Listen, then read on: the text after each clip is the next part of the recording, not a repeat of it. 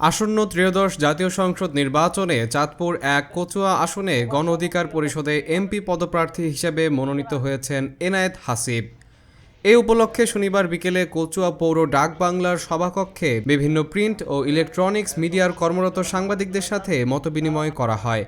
কচুয়া উপজেলা যুব অধিকার পরিষদের যুগ্ম সাধারণ সম্পাদক সাজেদুল হাসান স্বপনের পরিচালনায় এ সময় গণ অধিকার পরিষদের ট্রাক মার্কার এমপি পদপ্রার্থী ও গণ অধিকার পরিষদ কেন্দ্রীয় কমিটির সহ গণমাধ্যম বিষয়ক সম্পাদক এনায়েত হাসিব বলেন, আমি দীর্ঘদিন ধরে গণ অধিকার পরিষদের সভাপতি ও ঢাকা বিশ্ববিদ্যালয়ের সাবেক ভিপি নূর হোসেন নূরের ভাইয়ের সাথে রাজনীতি করে আসছি। আপনারা সকলেই অবগত আছেন ভিপি নূর হোসেন নূর ভাই বিগত সময়ে কত নির্মম নির্যাতনের শিকার হয়েছেন।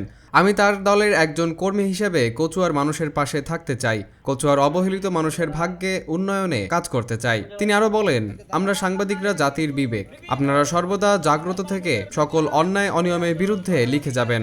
আমি আপনাদের লেখনির মাধ্যমে সহযোগিতা চাই। মতবিনিময় সভায় অন্যদের মধ্যে বক্তব্য রাখেন চাঁদপুর জেলা গণ অধিকার পরিষদের সদস্য সচিব মাহমুদুল হাসান, সিনিয়র সদস্য সচিব সামিউল প্রধান, যুগ্ম সদস্য ওমর সালমান, কচুয়া উপজেলার গণ অধিকার পরিষদ নেতা মোহাম্মদ মহিন হোসেন, উপজেলা যুব অধিকার পরিষদ সাধারণ সম্পাদক মোহাম্মদ সাইদুল ইসলাম, যুব অধিকার নেতা সালাউদ্দিন, বাংলাদেশ ছাত্র অধিকার পরিষদ কচুয়া উপজেলার সভাপতি মোহাম্মদ আবু সাইদ চৌধুরী সহ অসংখ্য দলীয় নেতাকর্মীরা উপস্থিত ছিলেন। মতবিনিময় সভা শেষে তিনি কচুয়া বাজারে ব্যবসায়ী এবং সাধারণ মানুষের মাঝে ট্রাক মার্কার ভোট চেয়ে লিফলেট বিতরণ করেন। ছিলেন তখন কিন্তু কোনো বিরোধী দল ছিলেন না। ঠিক যে গণ অধিকার পরিষদ সেই স্বাধীনতার ভালোবাসা আপনাদের কাছে পেয়েছি। পরিষদের সভাপতি, সাধারণ সম্পাদক এবং মনোনয়ন বোর্ডের সকলকে আন্তরিক ধন্যবাদ।